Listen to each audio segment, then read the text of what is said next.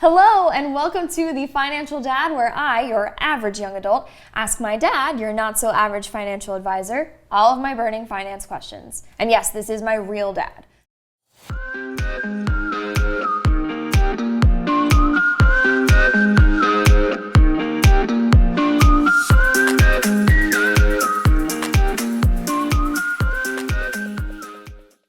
Let's talk about making a budget.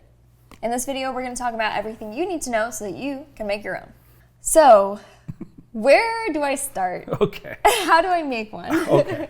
Well, first of all, think about a budget in a philosophical terms. Think about a budget as a list of what you value, meaning you have certain things you want to do with the money that you earn. Mm-hmm. And the more you want to do something with it, the more you value that thing.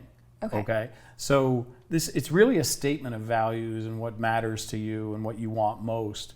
In financial terms, okay, a budget just means here's what I get from financially, here's the money that I bring in, and what am I spending it on? What are all my expenses? And is there money left over or not? And what do I do about each of those, depending upon which it is, right? So, but that's the basics of a budget. To start a budget is really fairly simple today because you can go to online templates in several places very quickly and easily. And they will have their categories of income, for example, your salary or commissions or hourly wages. And you're just going to make an estimate, or if you have a salary, you're going to put your salary. Yeah. If you're doing hourly, you're just going to put an estimation of that, how many hours you'll work and everything. And then you have your expenses. And your expenses are, the part that really is under your control, technically. And some of it's not even under your control because, for example, if you have student loans, you're stuck with what you got to pay back on the student loans, right? But that's basically how I would start with budgeting is just find a template online and start the process. Just start entering information into it. Okay, so that makes sense. So you start mainly with income, so you know what you're working with, and then you go to expenses, so you know what you need to spend money on. Yes. What are the main things I would need to be considering with expenses? Okay, well, one would be, again, student loans, because most of the people that are going to be watching this are going to have student loans. Okay, so start with that, and then you get big numbers like rent if you're renting somewhere, if you're living on your own, utilities that go along with that. If you have a car, the car payments, the car insurance, the car gas, the maintenance with that. Then you have just general living expenses like food and the cost of having a household, supplies for a household. Yeah. For if you're renting versus or a mortgage, by the way, rent or mortgage, depending upon what your setup is, and things like subscriptions and things that you're putting money towards. This is what I meant by values.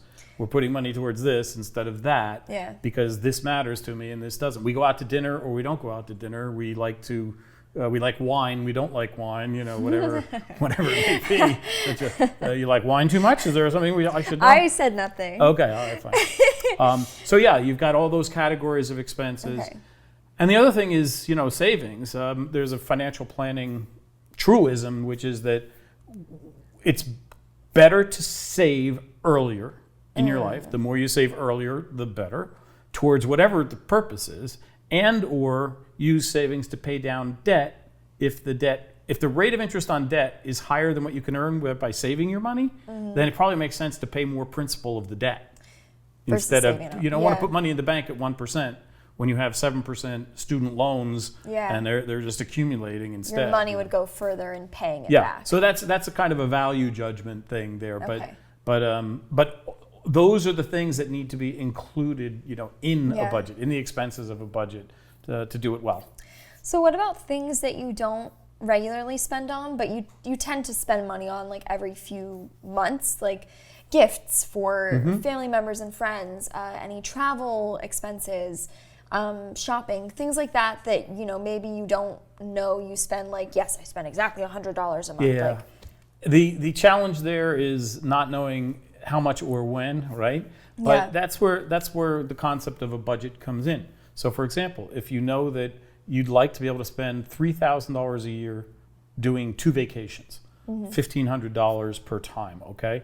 The simple way to do that is in your budget, put $250 every month into an account, whether it's an actual account or a conceptual account in your mind, okay, towards towards vacations, so that you have that $1,500 available 6 months out, and you can then spend that money on a vacation. So those kinds of items, the Christmas fund concept, right? Yeah. Save money during the year towards that big extra cost that comes around only once or twice a year. Yeah. So that's the best way to do it. And from a financial planning standpoint, having a savings account, a side account from your checking account, is the best way to do it, because then you're not tempted to just spend it every month because the money's there. Okay, that makes sense. So once I've actually filled out my income and I've got all of my estimations, how do I actually use that going forward in my financial journey? How do I assess if it's working for me? Okay, so the next thing to do is to keep track of what those expenses and income actually are. Okay. So actual versus budget is sort of what this is called in financial terms. And the difference between the two is called variance. We call that the variance, okay, difference. But what you need to do, what's really helpful is if you use a bank account where they help you with this. In other words, there's some way of tracking that this expense was for this kind of a thing, and or where it went exactly, so that you may even be able to download it from your checking account, and put it directly into a spreadsheet somehow. And that way month by month what you actually are spending, what the actuals are. Now, if you don't, you have to enter it by hand. But once you enter it by hand, what you want to do is look at that variance, look at the difference. So if I thought I was going to be able to save $280 a month, and instead I've actually spent $100 a month more than I'm making every month, there's something wrong, right? And you've got to take a look at, okay, what am I doing where am I different from what I thought I would be? It may be that you're not including certain expenses. It may be that you're putting more towards expenses, some discretionary things, than you intended. So you have to take a look at that. And this, again, comes down to your philosophy and your values. Okay, well, you obviously can't spend more than you make for a long period of time. You run out of money, right? That's not a good way to go. And every financial advisor will tell you you've got to make changes, basically. So then you've got values decisions, philosophical decisions. What do I want? What do I not want? Do I want to get back to zero at least? So I'm going to save $100 a month. Or do I want to get back to that $280 a month that I want it to be at because I want to save the money and put it towards my student loans, whatever. So now I'm $380 off. I've got to find $380 of expenses that I'm going to eliminate. So that could be a little difficult. Or do you maybe, I guess the other only option is that you need to find more income. Correct. The other side of the equation being income. You work more hours if it's at all possible, or see if there's a way to improve your job prospects and get higher pay.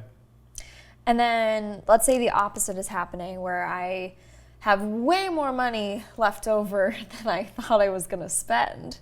What should I do with that money? This is not going to happen, but okay, anyway. So bleak. Well, the first thing to do is to try to save it, if at all possible, right? So this is where that savings account comes into play, and now money is sort of piling up in that side account, which is a good thing, right? So then you can look at, as we said, we had a different episode of this where we talked about priorities of money, but a budget is about priorities of money, okay? So you can look at your debt, and you can look at your goals. You can say, okay, my first and most important goal is to save money for a house. Well, just keep doing what you're doing. Keep letting that money pile up in that side account. Live with that discipline that you're on to. Discipline is just a huge part of everything in personal finance. Or, gee, I've got some old credit card debt at 18%. I think I'll take some of that money and get rid of that debt, because that 18% is costing a lot, and it's better for me to reduce that cost of 18% than to make 1% on this money in my savings account.